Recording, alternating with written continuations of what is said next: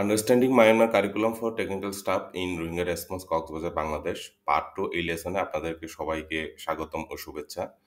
তো আমার এইটার আগে যে একটা পার্ট 1 এর একটা লেসন ছিল আপনারা সবাই দেখেছেন যে মায়ানমার কারিকুলাম সম্পর্কে যে ইন্ট্রো যে পার্ট 1 টা এখনো যারা এই পার্ট 1 টা দেখেন নাই আপনারা সবাই অবশ্যই দেখে নিবেন। অবশ্যই কমেন্টস করবেন যে আমার যে ফিডব্যাক গুলো কোন জায়গায় আছে। তো আজকে আমরা পার্ট 2 লেসনটা শুরু করব। তো প্রথমে আমরা দেখতে পাচ্ছি যে মায়ানমার নিউ কারিকুলামের জন্য যে বেসিক এডুকেশন আমরা বলছি হচ্ছে ইজ ডিভাইডেড ইনটু 3 স্টেজ, হ্যাঁ? তো এখানে ৩ টা স্টেজগুলি কি আমরা এখানে দেখতে পাচ্ছি যে ভালো করে যে বেসিক এডুকেশনটা বোঝার জন্য মায়ানমার কারিকুলামে কি কোন স্টেজগুলো আছে সেটা হচ্ছে প্রথমে আমরা দেখতে পাচ্ছি যে প্রাইমারি এডুকেশন যেটা হচ্ছে ইনক্লুডিং হচ্ছে কিন্ডারগার্টেন কেজি, আরেকটা হচ্ছে আমরা দেখতে পাচ্ছি হচ্ছে হাই স্কুল, আরেকটা হচ্ছে আমরা সেকেন্ডারি এডুকেশন। তারপর যদি যাই এই kindergarten is designated as the basis for the primary education. একদম এই যে প্রাইমারি এডুকেশনটা হচ্ছে আমাদের যে কেজি দিয়ে যে স্টার্টিং পয়েন্টটা আমরা এখানে যে স্লাইডে ছবিতে দেখাচ্ছি। তো যেখানে বলা হচ্ছে যে children who have rich 5 years of age shall যে কমেন্স টু স্টাডি ইন যে কিন্ডারগার্টেন। তো ৫ বছর থেকে কিন্তু কেজিটা কিন্তু শুরু হবে। তারপর গ্রেড 1, গ্রেড 2, গ্রেড 3 এইভাবে চলবে আরকি, হ্যাঁ? তারপর এখানে বলা হচ্ছে যে আমরা যে children who have reach 6 year of age shall commence to যে স্টাডি দ্য প্রাইমারি এডুকেশন। তো কেজি শেষ হওয়ার পরে একদম গ্রেড 1 থেকে স্টার্ট হবে আরকি। তখন হচ্ছে এইজ হচ্ছে 6 year, হুম? তারপর আমরা যদি বলি যে এখানে দেখাচ্ছে যেটা হচ্ছে completion of a stage in education as described in যে সাবসেকশন যে shall be evaluated। তো এখানে যে ইভলিউশনটাও কিন্তু প্রতিটা স্টেজে কিন্তু রাখা হয়েছে, হ্যাঁ? ইভলিউশন আমরা দেখতে পারবো অবশ্যই। তারপর এখানে বলা হচ্ছে যে ইংলিশ যে shall be taught beginning at the primary level।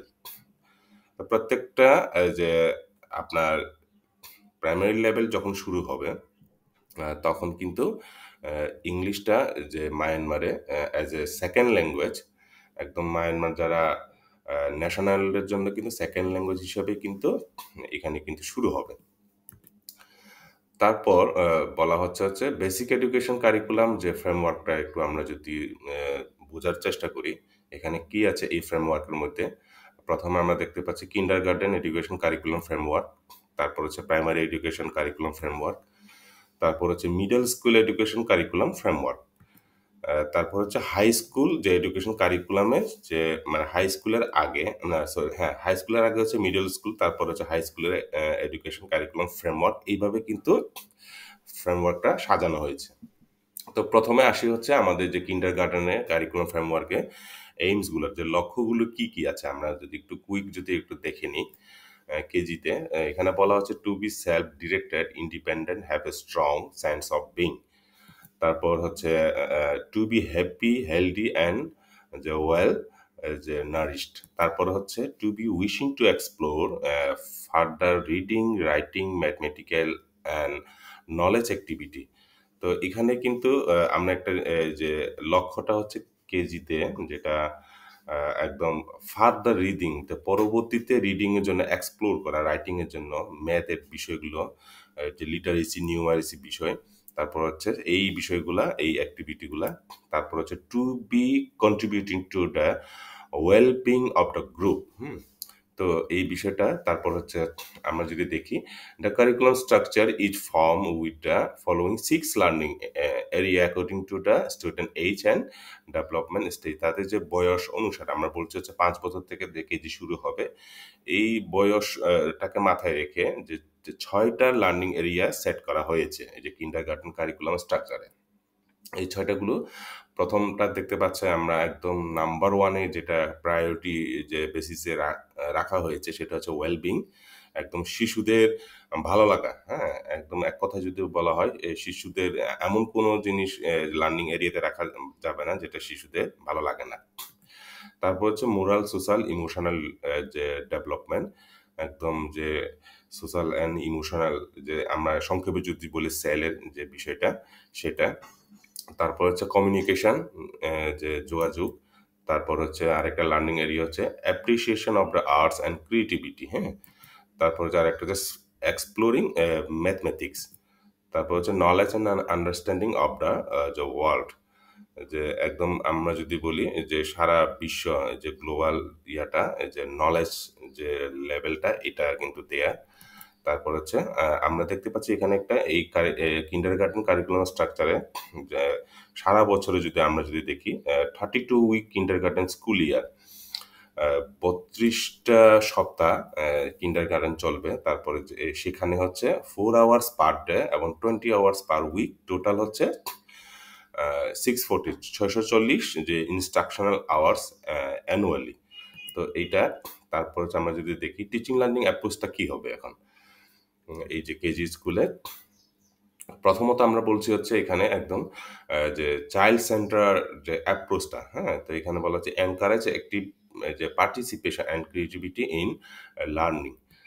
তারপর হচ্ছে ডাইভার্স যে মেথডগুলা, হ্যাঁ, integrate children ভেরিং intelligence level and learning style, এই ডাইভার্স মেথডগুলো আমরা এখানে যে অ্যাপ্লাই করব কেজিতে।